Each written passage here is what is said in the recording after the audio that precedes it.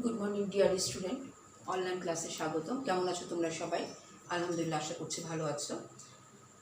আমরা কি পড়ছিলাম? কারণ এবং শর্ত। আজকে পড়াবো কারণ এবং শর্তের মধ্যে পার্থক্য। আমরা অলরেডি দেখেছি কারণ হচ্ছে কি সদর্থক এবং নর্থের শর্তের সমষ্টি। এটা হচ্ছে একটা সংজ্ঞা। পরবর্তী কারণের বৈশিষ্ট্য যখন আমরা পড়বো তখন আমরা কার্ভেট্রিডের সংজ্ঞাটাই বলবো কারণ কাকে বলে। সবসময় মনে রাখবে কারণ কাকে বললে আমরা কার্ভেট্রিডের সংজ্ঞাটাই বলবো। আচ্ছা, এদিক থেকে কারণের প্রথম নিয়মটা কি হচ্ছে পার্থক্য? কার্য আমরা জানি কারণ ছাড়া কার্য হয় না, তাহলে কথাটা কি হবে?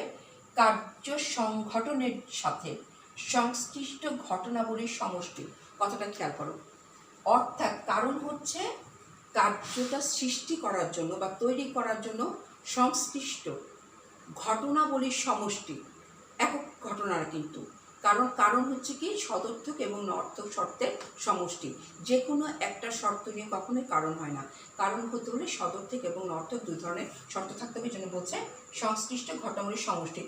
আর শর্ত হচ্ছে কি কার্য সংগঠনের জন্য সংশ্লিষ্ট যে কোনো ঘটনা। এই যে বলেছিলাম একটু আগে উদাহরণ, যে শর্ত যে কোনো একটা ঘটনাকে শর্ত বলে কার্য সংগঠনের জন্য। যেমন একটা ছেলে গাছ থেকে পড়ে গেল বা নৌকা ডুবি হলো, তাহলে যে কোনো সদর্থক এবং শর্ত যে কোনো শর্তের মধ্যে যে একটা ঘটনা তাকেই বলা হয় একটা শর্ত। 2, সদর্থক এবং নর্থক শর্তের সমষ্টি হচ্ছে কারণ, আর শর্ত হচ্ছে সদর্থক অথবা নর্থক। 3 নম্বরে বলছে গুণগত পরিমাণ দিকগত দিক থেকে বিচার করা হয়। অর্থাৎ কারণকে দুই দিক থেকে, তোমাকে একটা কোশ্চেন আসবে কারণকে কোন দিক থেকে বিচার করা হয়, বলবে গুণগত। আমি ছোট করে লিখছি, ডিটেলসটা পড়ে ফেলবে। গুণগত ও পরিমাণগত কারণকে বিচার করা হয় গুণগত ও পরিমাণগত। আর এখানে এটাকে বিচার করা হয় শুধুমাত্র কোনো না, এটাকে শর্তকে কোনো দিক থেকেই না, অর্থাৎ কোনো দিক থেকেই নয়। লিখলাম বই আছে গুণগত দিক পরিমাণগত দিক থেকে নয়, কোনো দিক থেকেই নয়, কোনো দিক থেকে নয় বলতে আমি বোঝাচ্ছি যে গুণগত এবং পরিমাণগত কোনো দিক থেকেই নয়। 4 নাম্বার, এটা হবে 3 নাম্বার। 4 নাম্বার হচ্ছে, ও আচ্ছা এটা ছিল তোমাদের হচ্ছে কি বইয়ের এটা হচ্ছে 4, এটা হচ্ছে 3। আমি 2 নাম্বারটা এখানে লিখছি। একটি কার্যের কেবল একটি কারণ থাকে। অর্থাৎ একটা কথা মনে রেখো, আমি বহু কারণবাদ এটা পড়াবো। একটা কারণ থেকে কেবল একটা কার্য উৎপন্ন হয়, কথাটা মনে রেখো। অর্থাৎ প্রত্যেকটা কাজের পিছনে একটাই কারণ থাকে, ঠিক আছে? একাধিক কারণ নয়। তাহলে মনে রাখো কি একটা কার্যের কেবল একটা কার্যের একটা কারণ। আর এটা হচ্ছে একটা কার্যের পিছনে অনেক শর্ত থাকতে পারে। আমি পুরো লিখলাম না, অনেক শর্ত থাকতে পারে, অনেক শর্ত থাকে লিখতে না। আচ্ছা, এটা ছিল 2 নাম্বার। এখন আমি পড়াবো 5-এ হচ্ছে গিয়ে অপরিবর্তনীয় পূর্ববর্তী কোনো। আচ্ছা, কারণ সবসময় কারণ হতে হবে অপরিবর্তনীয়। এগুলো বৈশিষ্ট্য তো আবার পড়াবো। অপরিবর্তনীয়, আর এটা হচ্ছে পরিবর্তনশীল।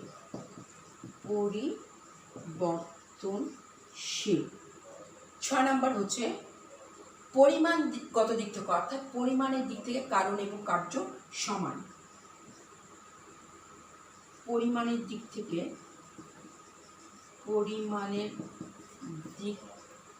এটা মনে লেখা যাবে না নিচে, আমি উপরে চলে যাচ্ছি। 6 নাম্বারটা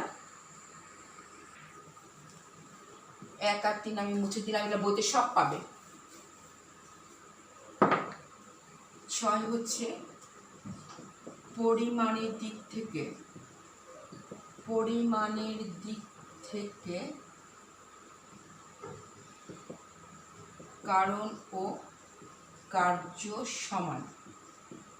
আর এটা হচ্ছে কি পরিমাণের দিক থেকে কোনো একক শর্ত কার্যের সমান নয়।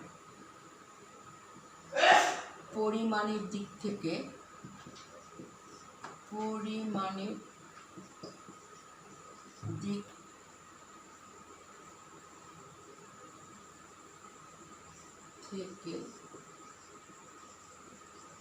একক শর্ত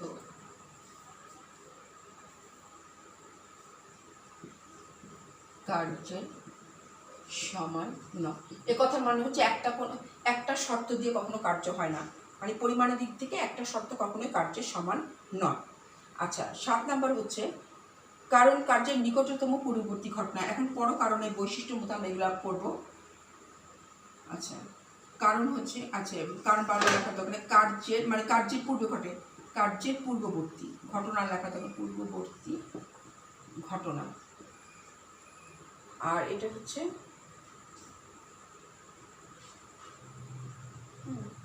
পূর্ববর্তী ঘটনা, দূরবর্তী ঘটনা হতে পারে, দূরবর্তী ঘটনা হতে পারে।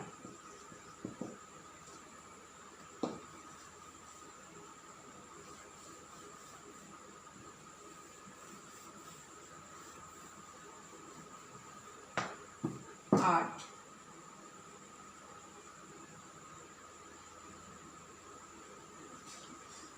যে কোনো শর্তকে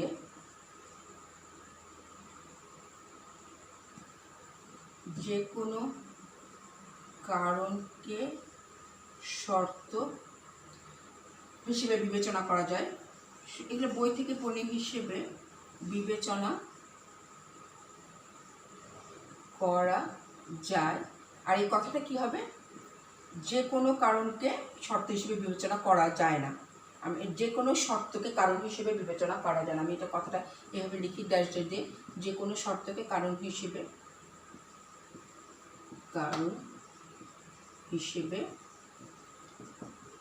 বিবেচনা করা যায় না।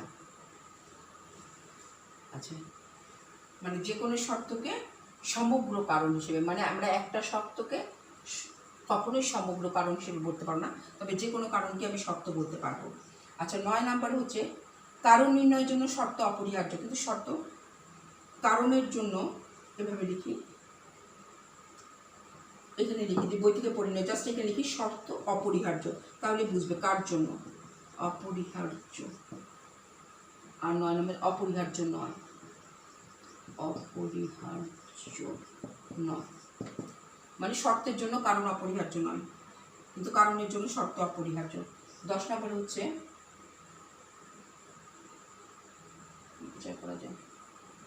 লৌকিক বৈজ্ঞানিক, লৌকিক আর বৈজ্ঞানিক দিক থেকে বিচার করা যায়।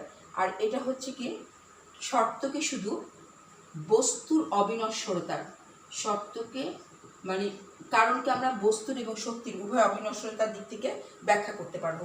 আর শর্তকে আমি শক্তির অবিনশ্বরতার দিক থেকে ব্যাখ্যা করতে পারবো না, শুধুমাত্র বস্তুর অবিনশ্বরতার, আমি পুরোটা তার বস্তুর অবিনশ্বরতার দিক থেকে ব্যাখ্যা করতে পারবো। আচ্ছা, উভয়ের মধ্যে পার্থক্য থাকলেও উভয়ের মধ্যে ঘনিষ্ঠ সম্পর্ক বিদ্যমান। কেননা লাস্টে এক কথা বলবে, কারণটা হচ্ছে একটা কার্যের সামগ্রিক রূপ আর শর্তটা হচ্ছে কারণের আংশিক রূপ। কেননা দুটো শর্ত নিয়ে তো কারণ হয়, তাহলে শর্তটা হচ্ছে আংশিক রূপ আর কারণটা হচ্ছে সামগ্রিক রূপ কার্যের। মানে শর্ত ছাড়া কারণ হয় না, কারণ ছাড়া কার্য হয় না, সুতরাং উভয়ের মধ্যে গুরুত্বপূর্ণ সম্পর্ক বিদ্যমান। আচ্ছা, এখন শর্ত কোনো কোনো যুক্তিবিদ্যার মধ্যে 3 প্রকার। এখন তোমাদের সিলেবাসে দেওয়া আছে 2 প্রকার।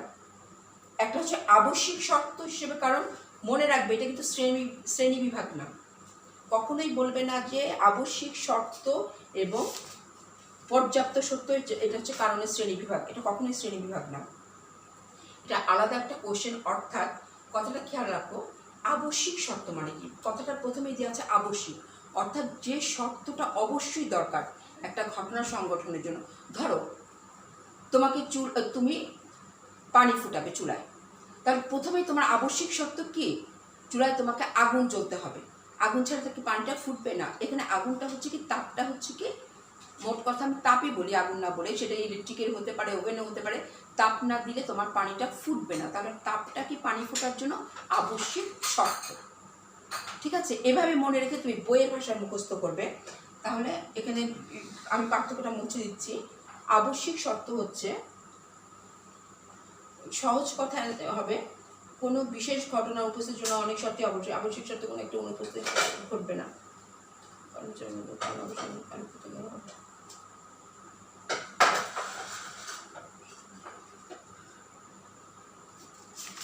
সহজ ভাষায় নাই।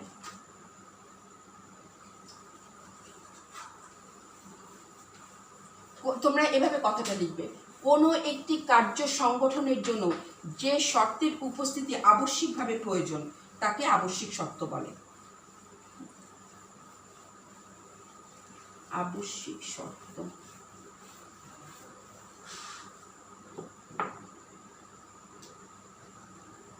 একটা হচ্ছে আবশ্যিক শর্ত, এগুলো ছোট্ট ছোট্ট করে আসবে তোমাদের। আবশ্যিক শর্ত,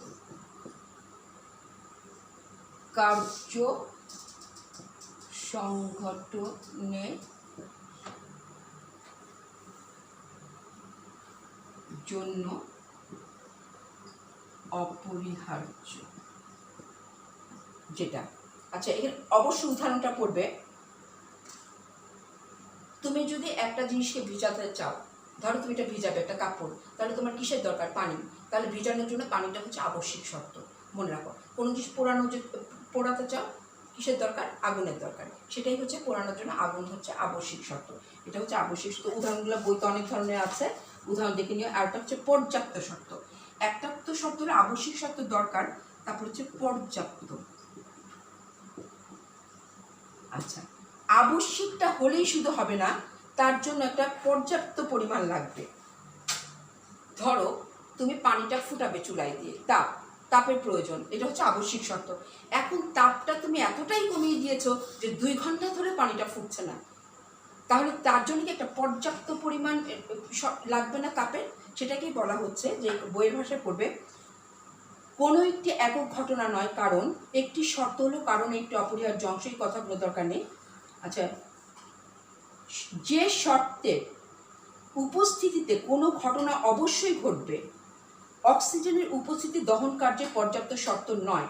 পর্যাপ্ত শর্ত হলো দাহ্য বস্তুর উপস্থিতি, নির্দিষ্ট তাপমাত্রা, অগ্নিসংযোগ, অক্সিজেনের উপস্থিতি ইত্যাদি।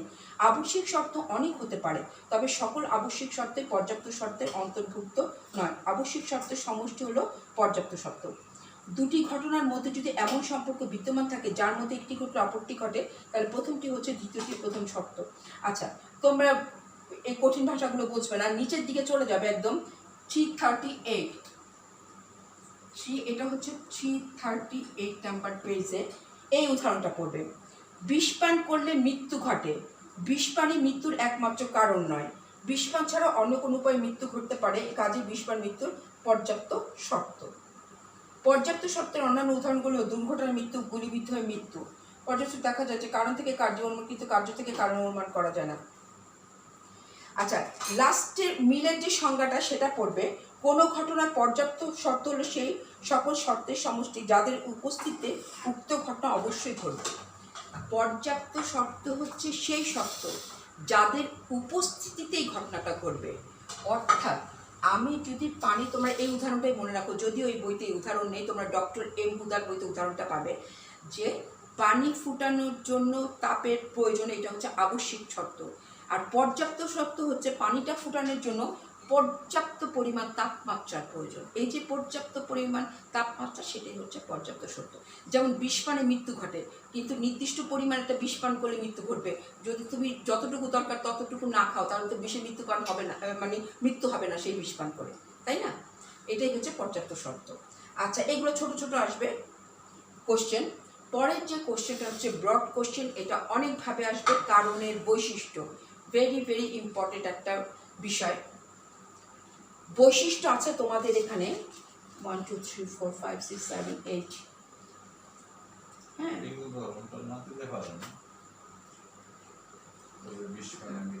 আচ্ছা, কারণের হচ্ছে, আমরা একটু আগে পড়েছি কি, কারণ হচ্ছে কি 2 দিক থেকে বিচার করা যায়। একটা হচ্ছে পরিমাণগত দিক থেকে, আরেকটা হচ্ছে গুণগত দিক থেকে। এখানে পরিমাণগত দিক থেকে আছে 8টা বৈশিষ্ট্য, গুণগত দিক থেকে আছে যে 8টা বৈশিষ্ট্য, এবং পরিমাণগত দিক থেকে আছে 2টো বৈশিষ্ট্য। এই বৈশিষ্ট্যগুলো তোমার ঠোঁটের আগায় থাকতে হবে, একসাথে কোশ্চেনটা আসবে না। প্রথমেই হচ্ছে কি, যখন বলবে কারণ কাকে বলে, তোমরা কার্বোহাইড্রেটের সংজ্ঞাটা দিবে এভাবে। কারণ হচ্ছে পরিমাণগত দিক থেকে, কথাটা খেয়াল করো, আমি এখানে লিখবো না, তোমরা জাস্ট আমি বলে দিচ্ছি কারণের সংজ্ঞাটা, যে কার্বোহাইড্রেটের সংজ্ঞা 7.7 কারণের বৈশিষ্ট্য, কারণের বৈশিষ্ট্য, আর সংজ্ঞাটা পড়বে কার্বোহাইড্রেট। তবে পরীক্ষা কথা বলার দরকার নেই যে কার্বোহাইড্রেট বলেছেন, তোমরা অবশ্যই সংজ্ঞা পড়বে কার্বোহাইড্রেট, অন্য কোনো যুক্তিবিদ্যাটা লিখবে না। কার্বোহাইড্রেট গুণগত দিক থেকে, গুণগত দিক থেকে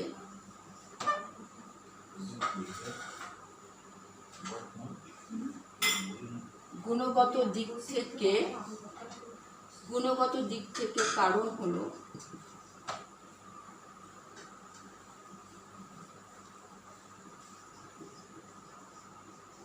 কার্যের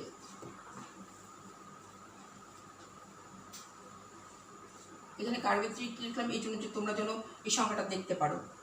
গুণগত দিক থেকে কারণ হলো কার্যের সাক্ষাৎ, সাক্ষাৎ শর্তহীন, কথাগুলো আগে পিছনে লিখলে কোনো সমস্যা নেই। সাক্ষাৎ শর্তহীন, অপরিবর্তনীয়, অপরিবর্তনীয় পূর্ববর্তী ঘটনা, পূর্ববর্তী ঘটনা, এবং পরিমাণগত দিক থেকে কারণ ও কার্য সমান, পরিমাণগত দিক থেকে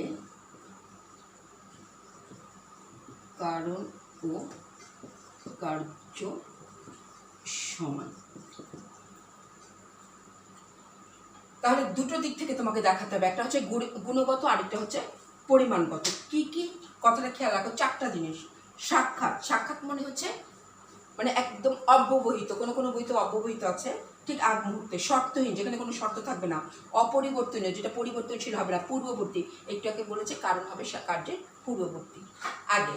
তাহলে কারণকে বলতে হবে পরিমাণের দিক, গুণের দিক থেকে কি কার্যের পূর্ববর্তী, অপরিবর্তনীয়, শর্তহীন, সাক্ষাৎ, আর পরিমাণের দিক থেকে উভয় সমান। আচ্ছা, এখন প্রথম বৈশিষ্ট্যটাই হচ্ছে কি, তাহলে মনে রাখো বৈশিষ্ট্য কি, বইতে পেজ নাম্বার হচ্ছে 338-এ। কারণের বৈশিষ্ট্য আছে কি, কারণকে দুই দিক থেকে ব্যাখ্যা করা যায়, একটা হচ্ছে গুণের দিক থেকে, আরেকটা হচ্ছে পরিমাণের দিক থেকে।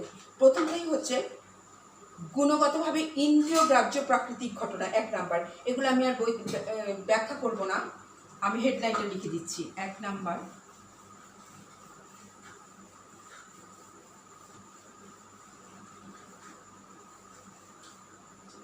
ইন্দ্রিয় গ্রাহ্য, ক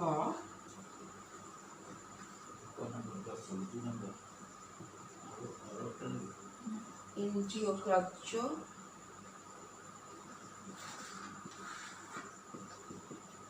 ভিতরের নাড়ি ভুড়ি খুবই সহজ, শুধু হেডলাইনগুলো একটু কঠিন ভাষা। মানে কি ইন্দ্রিয় গ্রাহ্য মানে কি, আমরা জানি আমাদের কটা ইন্দ্রিয়, 5টা ইন্দ্রিয়। কারণ হতে হবে সেই সব জিনিস যে প্রাকৃতিক জগতে তুমি তোমার ইন্দ্রিয় দ্বারা তুমি দেখতে পারো, ঠিক আছে? আচ্ছা, আমাদের ইন্দ্রিয় 5টা কি কি আমরা জানি, এটা ডিটেলস বলে আমরা বইতে পেয়ে যাবে 339 পেজে। অর্থাৎ এই 5টা জিনিস দিয়ে আমরা প্রাকৃতিক জগতে যে ঘটনাগুলোকে জানবো সেগুলো হবে কারণ। অতীন্দ্রিয় কোনো বিষয়ে, অলৌকিক, অবাস্তব কোনো কারণ নয়। খ, কার্য নামক ঘটনার সাথে সম্বন্ধযুক্ত, কার্যের সাথে, কার্য নামক ঘটনা এত কথা দরকার নাই, কার্যের সাথে সম্পর্কযুক্ত, সাথে সম্পর্কযুক্ত। অর্থাৎ কারণ সবসময় কার সাথে থাকবে, কার্যের সাথে থাকবে, ঠিক আছে? কারণ কখনোই কারণ হবে না কার্য যদি না থাকে। এবং কারণটা কি হবে সবসময়, যেখানে যে উদাহরণটা আছে, বন্যা হবার পরে ফসল নষ্ট হয়েছে, এখানে কি হচ্ছে, বন্যাটা হচ্ছে কারণ, ফসল নষ্ট হচ্ছে কি কার্য। কারণ হচ্ছে কার্যের কালিক পূর্ববর্তী ঘটনা, অর্থাৎ উত্তাপের জন্য বরফ গলা কার্যটি পাওয়া যায়, এখানে উত্তাপ আগে আসে, বরফ গলা কার্যটি পরে আসে। কারণ হচ্ছে কার্যের, কারণ কথাটা লিখলাম না, কার্যের কালিক কালিক পূর্ববর্তী ঘটনা। আচ্ছা, এখানে তোমাদের বইতে একটা সেন্টেন্সকে দুবারই লিখেছে। তুমি যদি কালিক না লিখে শুধু পূর্ববর্তী ঘটনাও লেখো তাহলে তোমার কোনো ভুল হবে না। কালিক বলছে, আমরা টেন্সে পড়েছি কি কালে, অতীতকালে, তিনটা কাল আমরা জানি, পাস্ট, প্রেজেন্ট, ফিউচার। ঠিক আছে, এখানে যেটা বলছে এই কথার অর্থ হচ্ছে কালিক দিক থেকে কারণ আগে আসে এবং কার্য পরে আসে। অর্থাৎ সবসময় কাল বা সময়ের পরিবর্তনের উপর নির্ভরশীল। যে ঘটনাকে আমরা কার্য বলে মনে করি তা একেবারে নতুন কিছু নয়, কার্য হচ্ছে কারণের বিশেষ পরিবর্তন মাত্র। এই কথাগুলো বুঝতে হলে আসলে না তোমাদের অনেক ডিটেলস পড়াতে হবে। জাস্ট এখানে মনে রাখো, সময়ের দিক থেকে কালকে বোঝাচ্ছে, সময়ের দিক থেকে কালিক মানে কারণটা সবসময় কার্যের পূর্বে থাকবে, এবং একটা কারণ যে সবসময় কারণ থাকবে তা কিন্তু নয়। যেমন একটা উদাহরণ দিই, ধরো আমার ডেঙ্গু হয়েছে, তাহলে আমরা সবাই জানি ডেঙ্গু কিসের কারণে হয়? মশার কামড়ে হয়। এখন আমি বলছি আমার ডেঙ্গু হয়েছে কিসের কারণে? মশার কামড়ে। আবার আমি একটু পরে বলছি যে যেহেতু ধর আমার ডেঙ্গু জ্বর হয়েছে মশার কামড়ে, আমার দুর্বল লাগছে, এখানে মশার কামড়টা হচ্ছে কারণ, ডেঙ্গু জ্বরটা হচ্ছে কার্য। একটু পরে আবার আমার বলছি যে আমার খুব দুর্বল লাগছে, যেহেতু ডেঙ্গু জ্বর হয়েছে দুর্বল লাগছে। এখন ডেঙ্গু জ্বরটা হয়ে যাচ্ছে আবার কারণ, দুর্বলতা হয়ে যাচ্ছে কার্য। তাই বলছে যে কালের পরিবর্তনে, সময়ের পরিবর্তনে এই কারণটা আবার কি হয়ে যেতে পারে? কার্য হয়ে যেতে পারে। তাহলে কিন্তু সময়ের ক্ষেত্রে বিবেচনায় কারণটা হচ্ছে সবসময় কী হবে? কার্যের পূর্ববর্তী ঘটনা। এই জন্য বলছে কালিক পূর্ববর্তী ঘটনা। ঘ নাম্বার হচ্ছে কারণ কার্যের অপরিবর্তনীয় পূর্ববর্তী ঘটনা। এটা ভেরি ভেরি। আচ্ছা, আরেকটা কথা তোমাদের বলা দরকার, বর্তনীয় পূর্ববর্তী ঘটনা।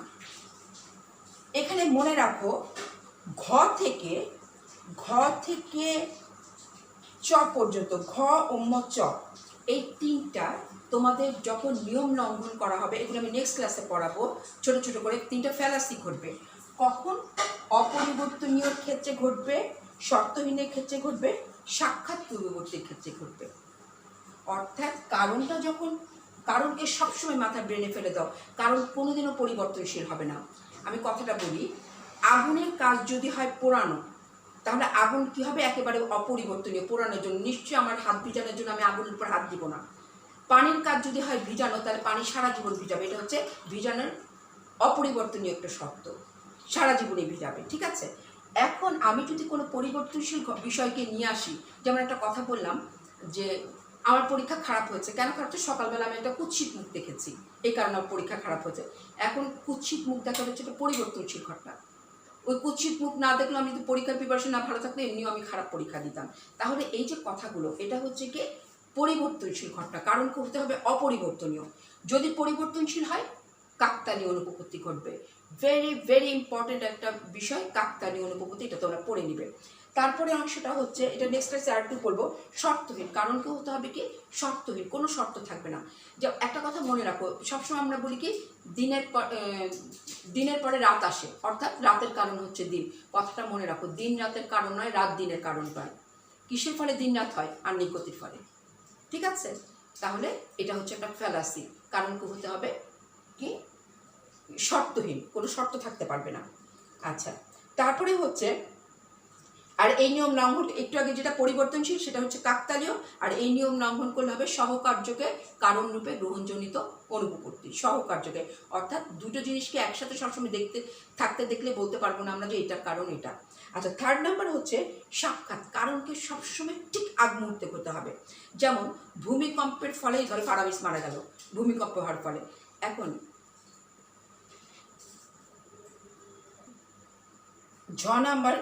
চ নাম্বারে কি ছিল? সাক্ষাৎ পূর্ববর্তী, অর্থাৎ কারণকে হতে হবে কার্যের ঠিক আগ মুহূর্তে। যেমন ধর উদাহরণ যদি বলি, দুটা ফ্যালাসি এখানে আসে। একটা হচ্ছে নেপোলিয়নের রাশিয়া অভিযানই হচ্ছে তার পতনের কারণ। এখন একটা কথা মনে রাখো, নেপোলিয়ন রাশিয়া অভিযান করেছিল ঠিকই, কিন্তু রাশিয়া অভিযানের ফলে কিন্তু তার পতন হয়নি। তখন কি করেছিল? রাশিয়ার জনগণ তার বিরুদ্ধে বিক্ষোভ ঘোষণা করেছিল, হ্যাঁ, বিদ্রোহ হয়ে উঠেছিল। তখন জনগণের মধ্যে যখন অসন্তোষ দেখা দেয়, তখন কি হয়? মারামারি শুরু হয়, দুর্ভিক্ষ দেখা দেয়। পরে আস্তে আস্তে কি হয়? পতন হয়। আচ্ছা, নেপোলিয়নের আগমনের সাথে সাথেই রাশিয়ার পতন হয় না। আবার যদি বলি ভূমিকম্পের ফলে ফারামিসের মৃত্যু হলো, ভূমিকম্প হলেই ফারামিস সাথে সাথে মারা যাবে না। ফারামিসের মাথায় যদি ছাদ ভেঙে পড়ে বা মাথায় কোনো কিছু তার আঘাতপ্রাপ্ত হয় তাহলে মারা যাবে। তাহলে ঠিক তাহলে এখানে যে জিনিসটা দ্বারা আমি আঘাতপ্রাপ্ত হলাম সেটাই হচ্ছে কার্যের আমার মৃত্যুর ঠিক পূর্ববর্তী ঘটনা। তাহলে মনে রাখবে কারণ করতে হতে অপরিবর্তনীয়, শর্তহীন, অপরিবর্তন না হয়ে পরিবর্তনশীল হলে কি অনুপপত্তি? কাকতালীয়। তারপর আরেকটা কি হচ্ছে, যদি শর্তহীন না হয়ে শর্তযুক্ত হয় তাহলে সহকার্যকে গ্রহণজনিত অনুপপত্তি, যেটা দিন রাতের কারণ।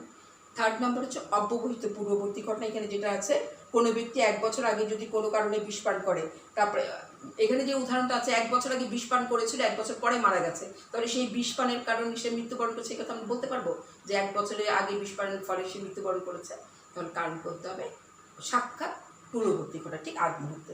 আচ্ছা, পরের যে তোমরা দুটা পড়েই ফেলেছি, সদর্থক নর্থক সমষ্টি আর হচ্ছে বাস্তব ঘটনা। 1 নাম্বার হচ্ছে ইন্দ্রিয় গ্রাহ্য, ইন্দ্রিয় ধরে দেখো, আর হচ্ছে বাস্তব মানে ভূত পেতনি, যেগুলো অলৌকিক, বাস্তব না, সেটা হতে পারবে না কারণ। তাহলে আমরা গুণগত বৈশিষ্ট্যগুলো ঠোঁটের আগায় থাকবে, তার বেশি থাকবে উদাহরণগুলো মুখস্থ। এখানে অ্যাজ কোশ্চেনগুলো আসে উদাহরণ দিয়ে। আজকে এ পর্যন্তই। নেক্সট ক্লাসে আমি পরিমাণগত অর্থাৎ বস্তুর অবিনশ্বরতার নিয়ম, শক্তির অবিনশ্বরতার নিয়ম পড়াবো। তোমরা রিডিং পড়ে থাকো। সবাই ভালো থাকো। আল্লাহ হাফেজ।